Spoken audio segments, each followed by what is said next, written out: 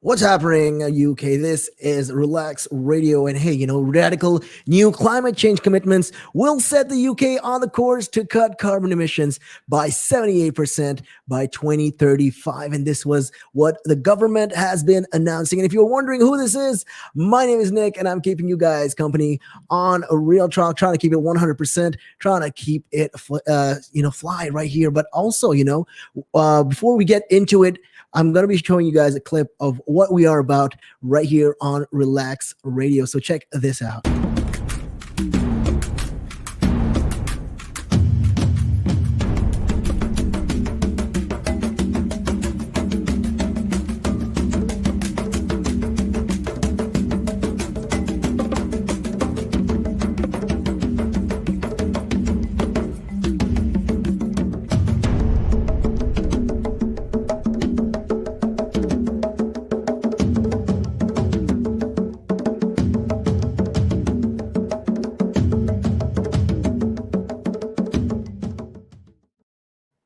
That's right. You saw what is happening. Hey, if you want to get in touch with us, you can always feel free to hit us up. You know the numbers. It's 07852 473 473. Yeah, that's right. And anyways, also don't forget you can download our app on the Apple App Store or the Google Play Store. Now, getting back to the topic at hand, what is happening right now in the UK. So these radical new climate change commitments are going to be set by the UK, and their course is to cut down by 78% of the carbon emissions in the UK by 2035. So, they're planning on that net zero issue, and hitting the targets would require more electric cars, low carbon heating, renewable electricity, and for many, cutting down on meat and dairy. So for the first time, climate law will be extended to cover international aviation and shipping. So yeah, the Labor Department said, though, that the government had to match rhetoric with reality. So yeah, it urged Boris Johnson to treat the climate change emergency as the emergency it is and show greater ambition.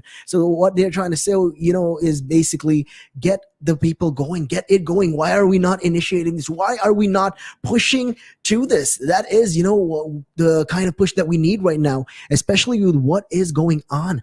And the Prime Minister's commitments, which are to become law, bring forward the current target for reducing carbon emission by 15 years. This would be essentially a world leading position. That's right. So homes will need to be much more insulated, and people will be encouraged to drive less and walk and cycle more. I mean, you can see the pros and the cons about it. I mean, hey, you guys can argue with me and you can say, oh, that's a difficult ride. But at the end of the day, you got to remember it's exercising. You're protecting the environment. And at the same time, you're trying to keep yourself healthy. So yeah, that is something, you should at least try to do it. That's what they're trying to do. They're trying to get that initiated and that going. So let's see how that goes. And yeah, aviation essentially is likely to become more expensive for frequent flyers. So yeah, if you're a constant flyer, you'd fly out of the country all the time. Well, it's going to be even more expensive for you. That's what they're trying to do. They're trying to cut down the cost. Essentially, they're trying to cut down the emissions when it comes down to the carbon emissions in the world, in the UK especially. So the government has accepted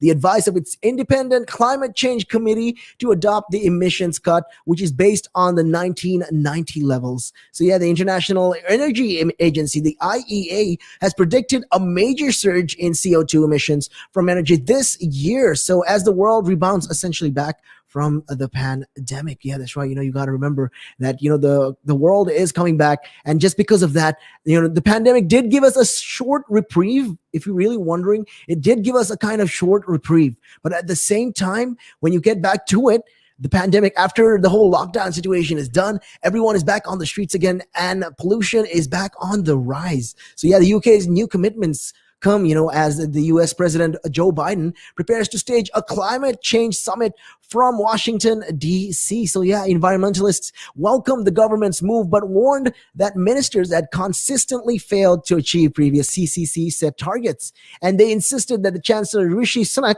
must show clearly how the transition is to be funded. So yeah, Tom Burke, who chairs the environmental think tank E3G rather, explained what policy changes were needed to achieve the goal. And he says, that the most important thing, he says, is for the prime minister to focus his policy around energy efficiency, around wind and solar energy, and around storage of electricity and the management of the grid. However, he said at the moment it's been a bit of a Boris blunderbuss and is a huge range of marginal things instead of a concentration of effort on those things that will deliver the most emissions reductions in the fastest time. So yeah, that is what they're saying. And the CCC reports accepted by the government say low carbon investment must scale up to 50 billion pounds a year in the UK, but it adds that time in fuel cost savings from more efficient equipments will cancel out investment costs. So yeah, the CCC believes around 1% of the GDP, that is the national wealth,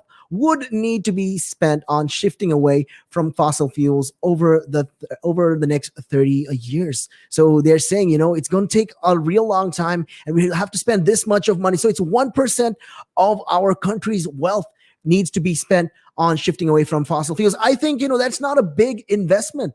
1% from 100, you're still left with 99%. I mean, come on, you got to be honest here. 1% is not a big deal. Yes, it may sound like millions and billions, but still, we have trillions in our country.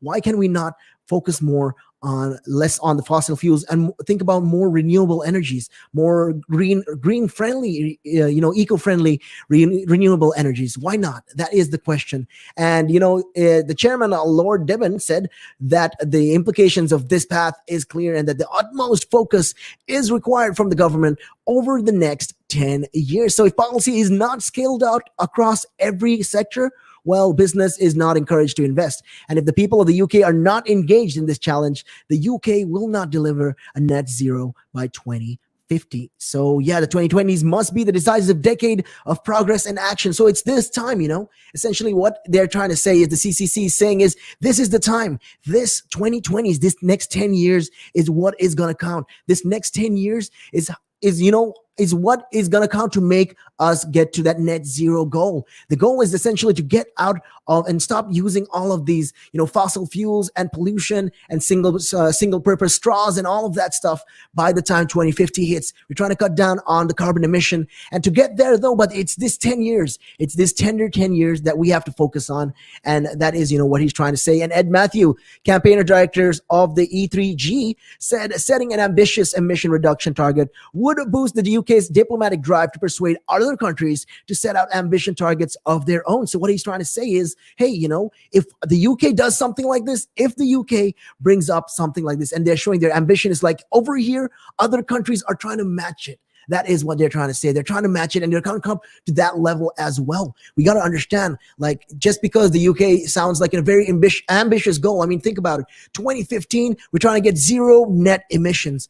Other countries are obviously they're trying to keep up with us as well, and it's because of that it shows like a positive feedback kind of effect. So that is what the whole point of this whole carbon emission reduction target is going to do. So yeah, the UK now has the opportunity, to spark a global green industrial revolution, but ultimately its credibility will rest on action. So you can say how much things if you want. You can say a lot of these things. You can say this and that. I'm going to do this. I'm going to do that. But at the end of the day, if it's all gas and there's no substance, it's all, it's just nothing. It's just words, but no real substance to it. Well, then there's a problem. Then it's going to be pointless. Then it's not going to show our credibility as a nation. So net zero essentially means, cutting emissions as far as possible and then balancing out any remaining release by, for example, tree planting. So afforestation, planting trees, planting more trees to cut down on the emissions, finding other ways to tackle this problem right now. And the government has adopted the new 2035 deadline for a 78% emissions cut because scientists say this is needed to keep the rise in global temperatures close to 1.5 degrees Celsius above pre-industrial levels. So yeah, for the labor, Shadow Business Secretary Ed Milligan said that the character of this government on climate change is now clear and targets without delivery. And that's a lot of criticism coming out, and they're saying, okay, they're putting these targets, but there's no real action, there is no real substance, there's no real end result. What is the end result for this? So while strengthening of our targets is the right thing to do, the government can't be trusted to match rhetoric with reality. So that's what, the kind of thing that they are addressing. And not a lot of people are, 100% on board with the government, what they're doing right now. I mean, hey, you just got to think of it like this. End of the day, what we do now will affect what will happen in the next 10 years. I mean, it's, to start, now is the best time to start. Now is where everything can change from this point onwards. I mean, if the government takes action right now and starts, implementing all of this and finding different ways to cut back on the fossil fuel, I mean, I think we can, achieve the ambitious target that the UK has in store, which is the net zero by 2050. I mean, hey, if you guys think we can do it, and if you guys have any suggestions or anything, hey, you can always hit me up and let me know on our numbers. It is 07852 473 473. Always hit me up on those WhatsApp. But with that being said, though, we are going to be taking a short break right now and taking a look at your time right now. It is 3:58.